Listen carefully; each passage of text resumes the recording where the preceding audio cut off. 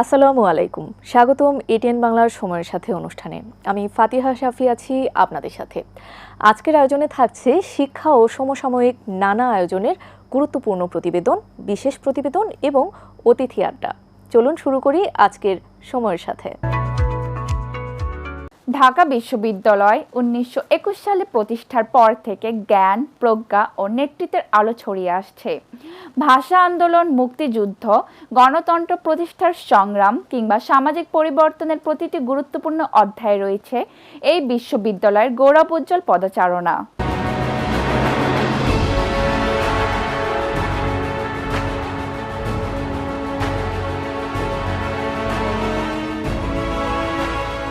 দেশের সর্বোচ্চ বিদ্যাপীঠ ঢাকা বিশ্ববিদ্যালয় 106 বছরের দীর্ঘ যাত্রায় এই প্রতিষ্ঠান শুধু শিক্ষিত মানুষই তৈরি করেছে রাষ্ট্রনায়ক, বিজ্ঞানী, সাহিত্যিক, অর্থনীতিবিদ এবং সমাজ পরিবর্তনের অগ্রদূত। ঢাকা বিশ্ববিদ্যালয় গত 106 বছর ধরে এই অঞ্চলের মানুষের জ্ঞান বিজ্ঞান চর্চার পাশাপাশি মানুষের গণতান্ত্রিক অধিকার, মানুষের মৌলিক মানবিক অধিকার প্রতিষ্ঠায় ঢাকা বিশ্ববিদ্যালয় যে অনন্য ভূমিকা পালন করে আসছে, সামনের দিনেও ঢাকা বিশ্ববিদ্যালয় শুধু এই জাতির নয়, গোটা বিশ্বের জ্ঞান সম্পদ অর্জনের ক্ষেত্রে, জ্ঞান সম্পদ উন্নয়নের ক্ষেত্রে ভূমিকা রাখার পাশাপাশি ঢাকা বিশ্ববিদ্যালয় তার যে সামাজিক এবং তার যে সাংস্কৃতিক দায়িত্ব পালন করেছে, সেই দায়িত্বটিও অব্যাহত থাকবে।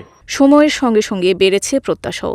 ভাষা আন্দোলন থেকে স্বাধীনতা সংগ্রাম, স্বৈরাচার বিরোধী আন্দোলন থেকে জ্ঞান চর্চার প্রতিটি অধ্যায়ে ঢাকা বিশ্ববিদ্যালয় ছিল পথ প্রদর্শক। 1952 সালের ভাষা আন্দোলনের অবদান রেখেছে। বাংলাদেশ নামক দেশটি সৃষ্টি করেছে ঢাকা বিশ্ববিদ্যালয় 1971 সালের যুদ্ধের মধ্য দিয়ে। 1990 সালে স্বৈরাচার বিরোধী আন্দোলনে তারা সরাসরি আন্দোলন করেছে। 2024 সালের ফ্যাসিস্ট ছড়িয়েছে, সবই ঢাকা বিশ্ববিদ্যালয়ের অবদান। অর্থাৎ ঢাকা বিশ্ববিদ্যালয় শুধুমাত্র একটা শুধু শিক্ষা না, গবেষণা না, এর বাইরেও জাতি গঠনেও ভূমিকা রেখেছে, যা পৃথিবীর ইতিহাস বিরল বা নাই বললে চলে। 106 বছরে দাঁড়িয়ে শিক্ষক শিক্ষার্থীদের প্রত্যাশা অতীতের গৌরবকে ধারণ করে আরও গবেষণামুখী, আধুনিক ও আন্তর্জাতিক মানের বিশ্ববিদ্যালয়ে পরিণত হোক প্রিয় এই বিদ্যাপীঠ। ঢাকা বিশ্ববিদ্যালয়ের 1921 সালে প্রতিষ্ঠার পর তার সামাজিক, সাংস্কৃতিক, রাজনৈতিক, রাষ্ট্রীয় অনেক পরিবর্তন করেছে, অনেক উন্নয়নও করেছে। এই দিক থেকে ঢাকা বিশ্ববিদ্যালয়ের সাথে কোনো বিশ্ববিদ্যালয়ের তুলনা চলে না। কিন্তু আমি যদি গবেষণার কথা বলি, গবেষণার দিক থেকে প্রকৃত অর্থে ঢাকা বিশ্ববিদ্যালয় তার যে অর্জন সেটি অনেকটাই পিছিয়ে আছে। ঢাকা বিশ্ববিদ্যালয় আছে বলেই বাংলাদেশের যে কোনো আন্দোলন সংগ্রাম সহ রাষ্ট্র ব্যবস্থাপনায় তাদের বড় একটা অংশীদারিত্ব আমরা দেখতে পাই। সবচেয়ে বড় কথা হচ্ছে, আজকে অনেক সময় প্রশ্ন ওঠে বিশ্ববিদ্যালয়ের মান নিয়ে। তো আমরা বিশ্বাস করি যে বিশ্ববিদ্যালয়ের মানটাকে অবশ্যই আমাদেরকে এটা নিয়ে কাজ করতে হবে।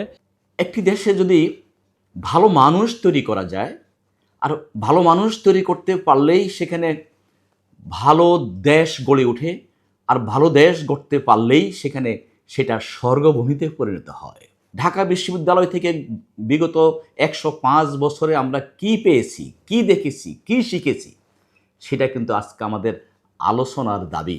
এই 105 বছরের ইতিহাসে অনেক উত্থান দেখেছি, অনেক পতন দেখেছি। এখানে আমাদের শিক্ষার্থীদেরকে গড়তে গিয়ে, শিক্ষার্থীদেরকে তৈরি করতে গিয়ে আমরা এমন কিছু নেই যেটা আমরা দেখি নাই। সত্যিকার অর্থে একটি শিক্ষা প্রতিষ্ঠানের মূল টার্গেট থাকা উচিত যে সেখানে ভালো মানুষ তৈরি করা। ঢাকা বিশ্ববিদ্যালয় শুধু একটি শিক্ষা প্রতিষ্ঠান নয়, এটি একটি জাতির ইতিহাস, সংগ্রাম এবং আগামীর স্বপ্নের নাম। দেশের কর্পোরেট জগতে সফল হতে এখন শুধু ভালো ফলাফলই নয়, প্রয়োজন সৃজনশীল চিন্তা, বাস্তব সমস্যার সমাধান এবং কার্যকর ব্র্যান্ড কৌশল। বিশ্ববিদ্যালয় পর্যায় থেকেই সেই দক্ষতা গড়ে তুলতে কাজ করছে বিভিন্ন প্রতিযোগিতা। তেমনই একটি আয়োজন ব্রেকিং ব্র্যান্ড 2026। স্বপ্ন যখন মেধার সঙ্গে মিশে যায়, তখন তৈরি হয় আগামী দিনের নেতৃত্ব। আর সেই স্বপ্নকে বাস্তবে রূপ দিতে দেশের তরুণদের জন্য নতুন সম্ভাবনার দুয়ার খুলে দিয়েছে জাহাঙ্গীরনগর বিশ্ববিদ্যালয়ের IBA JU বিজনেস ক্লাবের জাতীয় ব্র্যান্ড বিল্ডিং প্রতিযোগিতা ব্রেকিং ব্র্যান্ড 2026। রাজধানীর লা মেরিডিয়ান ঢাকায় অনুষ্ঠিত হল প্রতিযোগিতাটির বহুল প্রতীক্ষিত গ্র্যান্ড ফিনালে। দেশের বিভিন্ন বিশ্ববিদ্যালয় থেকে অংশ নেয় 415টি দল। একাধিক প্রতিযোগিতামূলক ধাপ অতিক্রম করে সেরা 6টি দল জায়গা করে নেয় চূড়ান্ত পর্বে। আমরা মনে করি হচ্ছে যে এই কম্পিটিশনের মাধ্যমে ভবিষ্যতের যেসব বিজনেস লিডার্সরা তারা বের হয়ে আসবে, বা হচ্ছে যারা হচ্ছে ব্র্যান্ড বিল্ডিংয়ে যা হচ্ছে সবচেয়ে ভালো করবে তাদের হচ্ছে টিমগুলো বের হয়ে আসবে, এবং তারা হচ্ছে বিভিন্ন জিনিস শিখতে পারবে এই কম্পিটিশন থেকে। কারণ আমাদের জাজ প্যানেল আছে যারা, বা মেন্টরস আছে, প্রত্যেকেই তাদেরকে বিভিন্ন ফিডব্যাক দিবেন, সো তারা হচ্ছে বিভিন্ন শিক্ষণীয় একটি প্ল্যাটফর্ম পাবে। 2.5 লাখ টাকার প্রাইজ পুলের এই প্রতিযোগিতা তরুণদের বাস্তবভিত্তিক ব্র্যান্ড কৌশল ও ব্যবসায়িক সমস্যা সমাধানের দক্ষতা তুলে ধরার এক অনন্য মঞ্চে পরিণত হয়। অনুষ্ঠানে কর্পোরেট জগতের শীর্ষ ব্যক্তিত্ব, শিল্প সংশ্লিষ্ট বিশেষজ্ঞ এবং বিভিন্ন প্রতিষ্ঠানের ঊর্ধ্বতন কর্মকর্তারা উপস্থিত ছিলেন। আমাদের দেশে যদি এই ধরনের কম্পিটিশন তরুণদের অংশগ্রহণের মাধ্যমে বিজনেস রিলেটেড বা ব্র্যান্ডিং কম্পিটিশন আরও বেশি বাড়ানো হয়, তাহলে আমি মনে করি বাংলাদেশে ভবিষ্যতে এন্টারপ্রেনার তৈরি হবে এবং নতুন ধরনের বিজনেস সেগমেন্ট তৈরি হবে, এবং সর্বোপরি বাংলাদেশের অর্থনীতিটা অনেক উঁচু জায়গায় নিয়ে যাওয়ার জন্য তারা কাজ করবে, এটা আমি দৃঢ়ভাবে বিশ্বাস করি। 2009 সালে প্রতিষ্ঠিত IBA-JU বিজনেস ক্লাব দীর্ঘদিন ধরে শিক্ষার্থীদের পেশাগত দক্ষতা উন্নয়নে কাজ করে আসছে। 2024 সালে জাতীয় পর্যায়ে উন্নীত হওয়ার পর ব্রেকিং ব্র্যান্ড দেশের অন্যতম মর্যাদাপূর্ণ ব্র্যান্ড বিল্ডিং প্রতিযোগিতায় পরিণত হয়েছে। উদ্ভাবনী চিন্তা, বাস্তবভিত্তিক সমস্যা সমাধান এবং ভবিষ্যৎ কর্পোরেট নেতৃত্ব গড়ে তোলার এই প্রয়াস নতুন প্রজন্মের জন্য খুলে দিচ্ছে সম্ভাবনার নতুন দিগন্ত। উচ্চশিক্ষার মান উন্নয়ন, প্রযুক্তি নির্ভর দক্ষ মানব সম্পদ তৈরি এবং শিল্প একাডেমিয়ার সমন্বয়ে নতুন প্রজন্মকে গড়ে তোলার লক্ষ্য নিয়ে এগিয়ে যাচ্ছে দেশের অন্যতম উচ্চশিক্ষা প্রতিষ্ঠান daffodil institute of IT DIIT। রাজধানীর মান্ডার গ্রিন মডেল টাউনে প্রতিষ্ঠানটির স্থায়ী ক্যাম্পাসের ভিত্তিপ্রস্তর স্থাপনের মাধ্যমে শুরু হয়েছে নতুন এক যাত্রা। উচ্চশিক্ষা শুধু সনদ অর্জনের মধ্যে সীমাবদ্ধ নয়। বর্তমান বিশ্বে প্রয়োজন দক্ষতা, উদ্ভাবনী চিন্তা এবং প্রযুক্তি নির্ভর বাস্তব জ্ঞান। এই বাস্তবতাকে সামনে রেখে রাজধানীর মান্ডার গ্রিন মডেল টাউনে ড্যাফোডিল ইনস্টিটিউট অব আইটির স্থায়ী ক্যাম্পাসের ভিত্তিপ্রস্তর স্থাপন করা হয়েছে।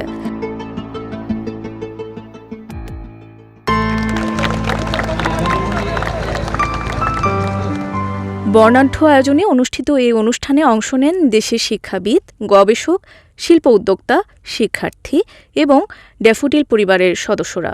অনুষ্ঠানে প্রধান অতিথি ছিলেন জাতীয় বিশ্ববিদ্যালয়ের উপাচার্য অধ্যাপক ডক্টর ASM আমানুল্লাহ। শুরু থেকেই DIIT একটা উদ্দেশ্য নিয়ে তারা কাজ শুরু করেছে, প্রায় 3000-এর উপরে গ্র্যাজুয়েট তৈরি করেছে, এবং আমি অনেকগুলো DIIT প্রোগ্রামে, ড্যাফোডিল ইনস্টিটিউট অফ আইটি প্রোগ্রামে গিয়েছি, আমার কাছে খুবই ভালো লেগেছে। বাংলাদেশে যা দরকার দক্ষতাভিত্তিক শিক্ষা, সেটা ওনাদের মতো 50টা প্রতিষ্ঠান যদি আমরা সারা দেশে পেতাম, বাংলাদেশের শিক্ষাক্ষেত্রে আমরা বিপ্লব সাধন করতে পারতাম।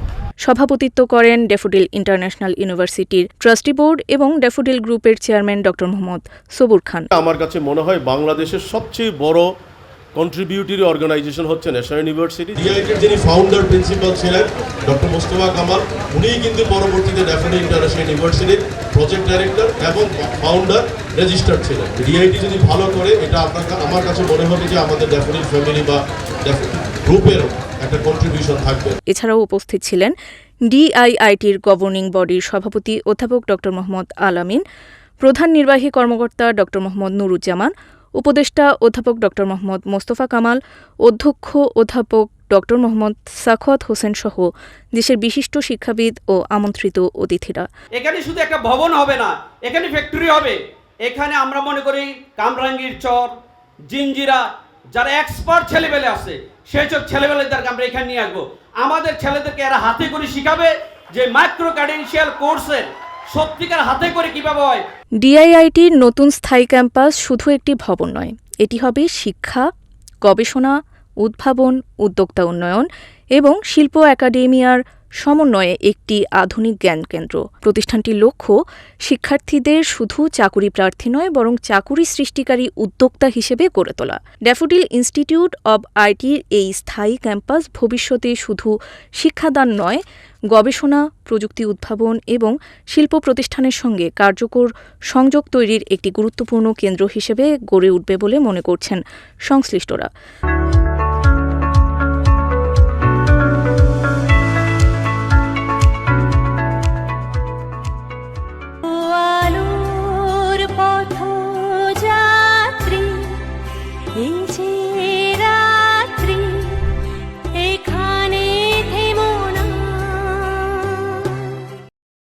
আজ আমাদের সঙ্গে রয়েছেন এমন একজন ব্যক্তি যিনি শুধু একজন শিক্ষাবিদ বা উদ্যোক্তাই নন, বরং 4 দশকেরও বেশি সময় ধরে বাংলাদেশের শিক্ষা, মানব কল্যাণ, সমাজসেবা এবং নৈতিক মূল্যবোধের বিকাশে নিরলসভাবে কাজ করে চলেছেন। তিনি doctor M A Halim Patwari. তিনি একাধিকবার ঢাকা বিশ্ববিদ্যালয়ের সিনেট সদস্য হিসেবে এবং বর্তমানে ঢাকা বিশ্ববিদ্যালয়ের অ্যাকাউন্টিং অ্যালুমনাই সভাপতি হিসেবে দায়িত্ব পালন করছেন।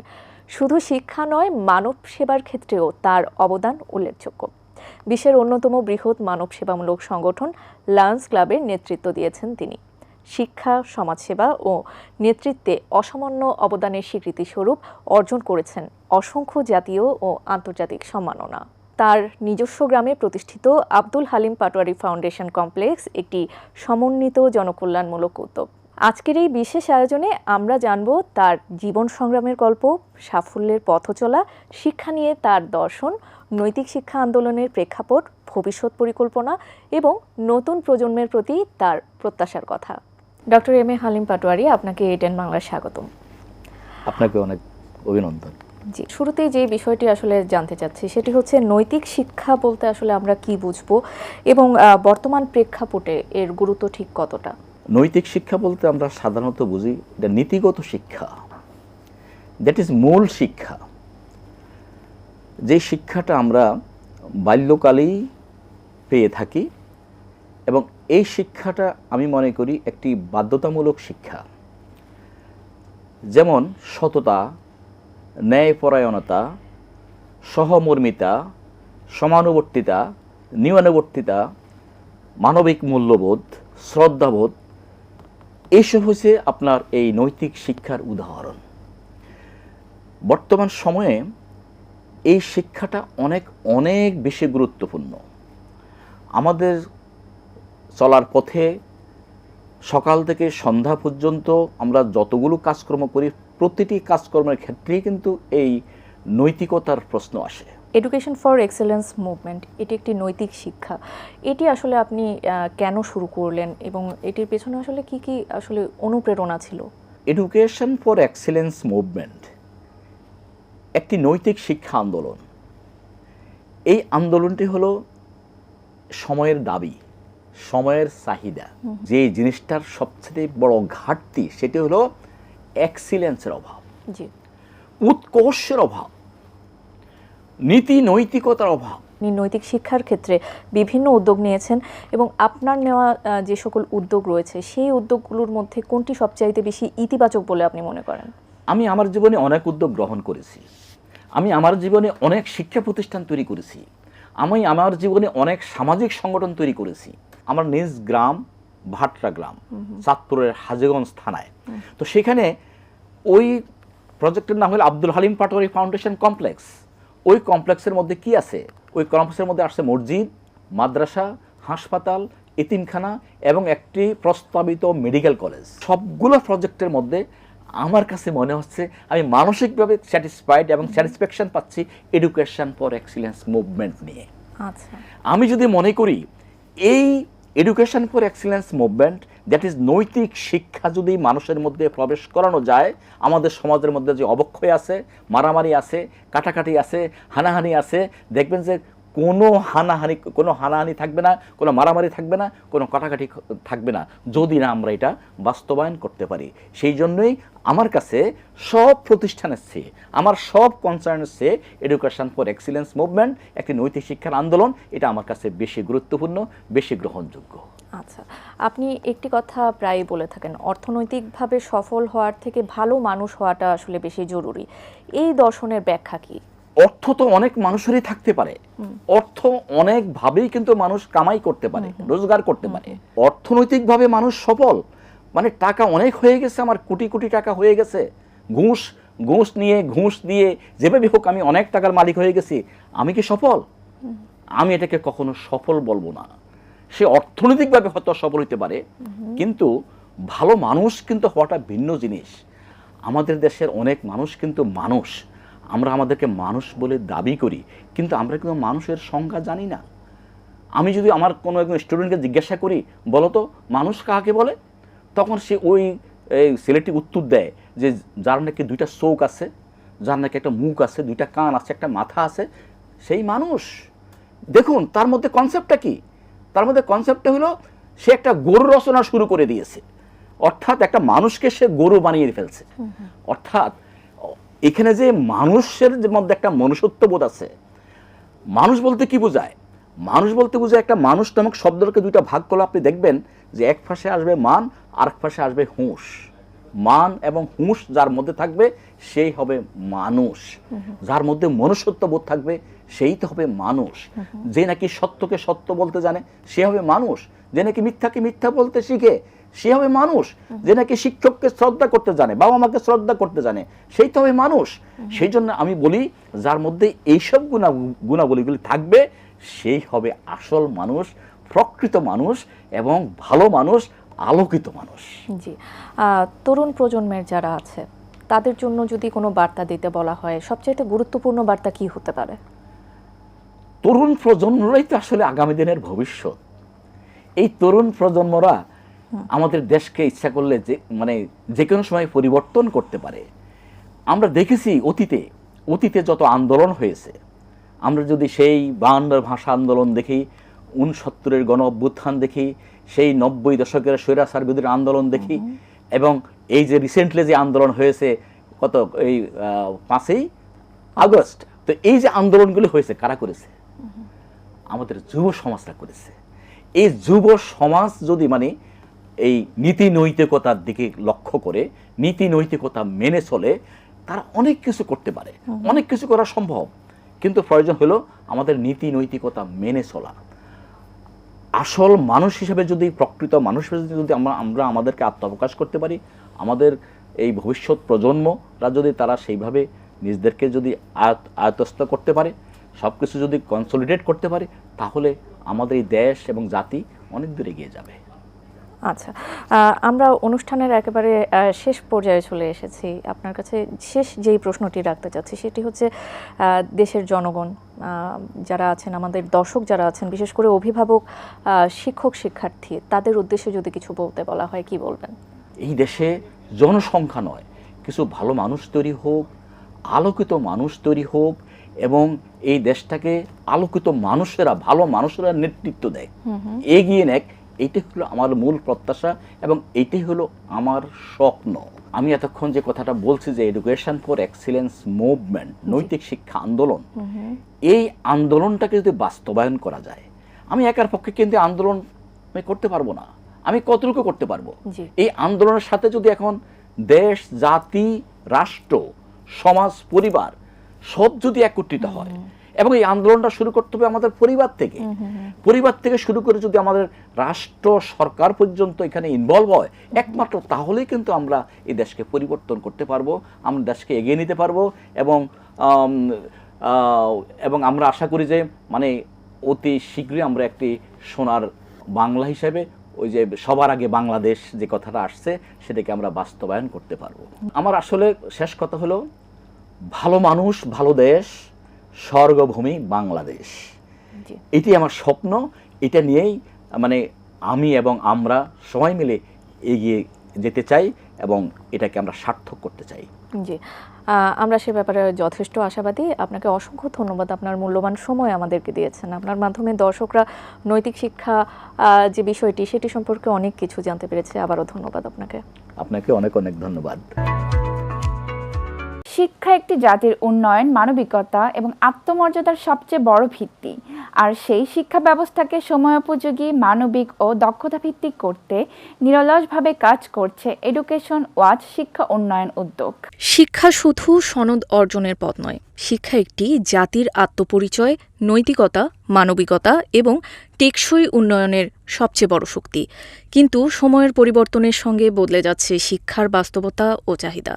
বর্তমান বিশ্বে শুধু পাঠ্য বই ভিত্তিক শিক্ষা নয়, প্রয়োজন দক্ষতা, প্রযুক্তিগত সক্ষমতা, গবেষণা মনস্কতা এবং মানবিক মূল্যবোধ সম্পন্ন প্রজন্ম। এই বাস্তবতাকে সামনে রেখে দীর্ঘদিন ধরে দেশের শিক্ষা ব্যবস্থা, শিক্ষানীতি এবং শিক্ষার্থীদের ভবিষ্যৎ উন্নয়ন নিয়ে কাজ করছে শিক্ষা বিষয়ক পত্রিকা এডুকেশন ওয়াচ। প্রতিষ্ঠানটির বিশ্বাস, একটি মানবিক, দক্ষ ও সচেতন প্রজন্ম গড়ে তুলতে প্রয়োজন সমন্বিত ও বাস্তবমুখী শিক্ষা উদ্যোগ। সেই লক্ষ্য নিয়েই পরিচালিত হচ্ছে শিক্ষা সচেতনতা কার্যক্রম, গবেষণা উদ্যোগ, শিক্ষাবৃত্তি প্রদান, দক্ষতা উন্নয়ন প্রশিক্ষণ, সেমিনার, টকশো এবং গণমাধ্যম ভিত্তিক বিভিন্ন সচেতনতামূলক আয়োজন। বিশেষজ্ঞরা বলছেন, বর্তমান সময়ে শুধু সনদ নির্ভর শিক্ষা যথেষ্ট নয়, প্রয়োজন বাস্তবমুখী, প্রযুক্তি নির্ভর এবং মানবিক শিক্ষার বিস্তার। আর এই লক্ষ্য বাস্তবায়নে গুরুত্বপূর্ণ ভূমিকা রাখছে এডুকেশন ওয়াচ শিক্ষা উন্নয়ন উদ্যোগ। আমরা চাই নতুন প্রজন্ম শুধু শিক্ষিত নয়, মানবিক, দক্ষ এবং দায়িত্বশীল নাগরিক হিসেবে গড়ে উঠুক। শিক্ষা নিয়ে সচেতনতা বৃদ্ধি, দক্ষতা উন্নয়ন এবং মানবিক মূল্যবোধ প্রতিষ্ঠায় আমরা নিরন্তর কাজ করে যাচ্ছি।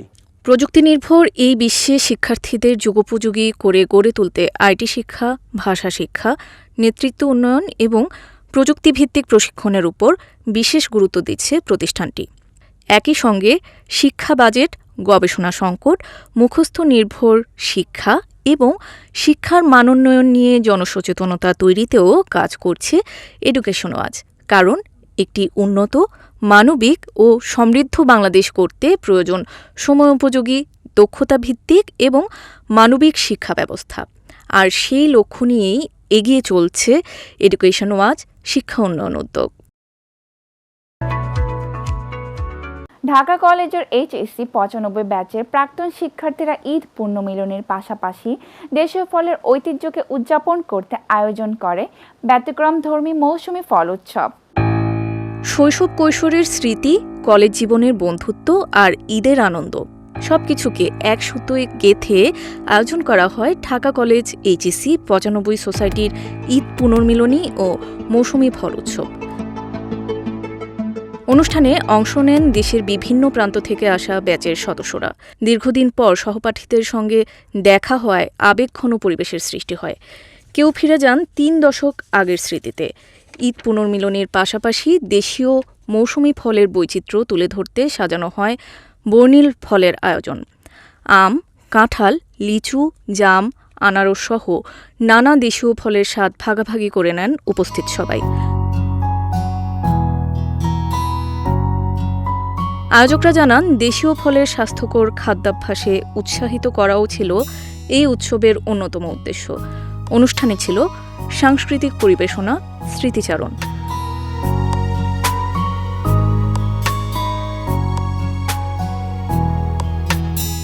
পাগলা হাওয়ার তোরে মাটির পিদিম নিভু নিভু করে, ওরে ওরে হাওয়া থামনা রে, বন্ধু আসছে বহুদিন পরে।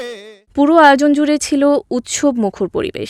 অংশগ্রহণকারীরা বলেন, ব্যস্ত জীবনের ফাঁকে এমন আয়োজন শুধু পুরনো বন্ধুত্বকে আরও দৃঢ় করে না, পারিবারিক বন্ধনও শক্তিশালী করে। ভবিষ্যতেও আরও বড় পরিসরে এমন মিলনমেলার আয়োজনের প্রত্যাশা ব্যক্ত করেন তারা।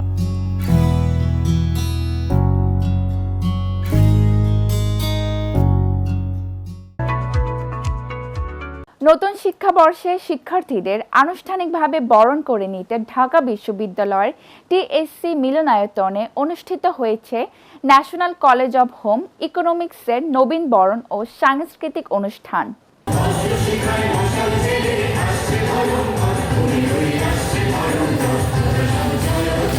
ন্যাশনাল কলেজ অব হোম ইকোনমিক্সের নবীন বরণ।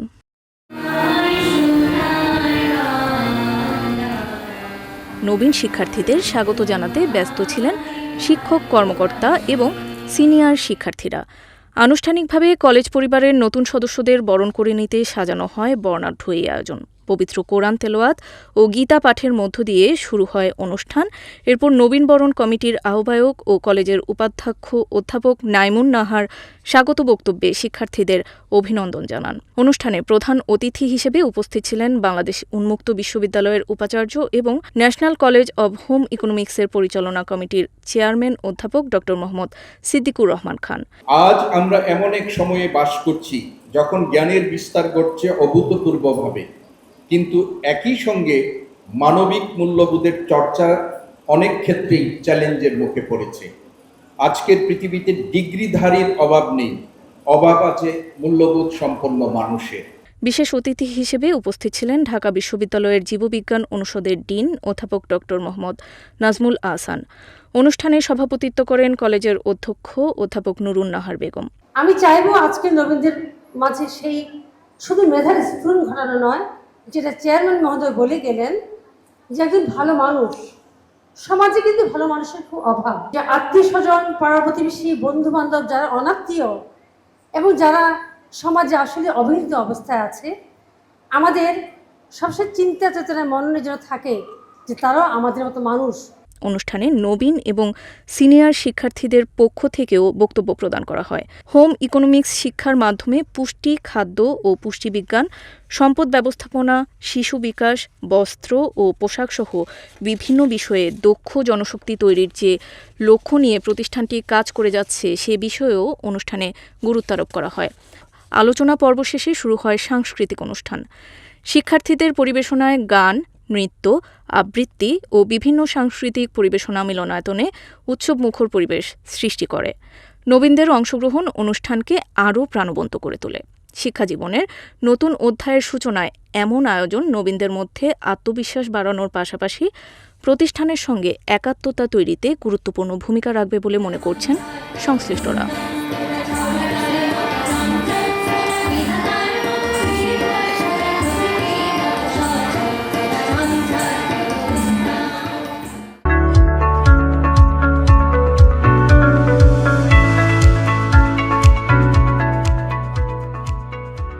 দর্শক দেখছিলেন এটিএন বাংলা সময়ের সাথে। আজ এ পর্যন্তই। সময়ের সাথে অনুষ্ঠানে আমাদের সাথে থাকার জন্য আপনাদের অসংখ্য ধন্যবাদ। আবারও নতুন আয়োজন নিয়ে হাজির হয়ে যাব। সবাই ভালো থাকবেন, সুস্থ থাকবেন আর অবশ্যই এটিএন বাংলার সাথেই থাকবেন।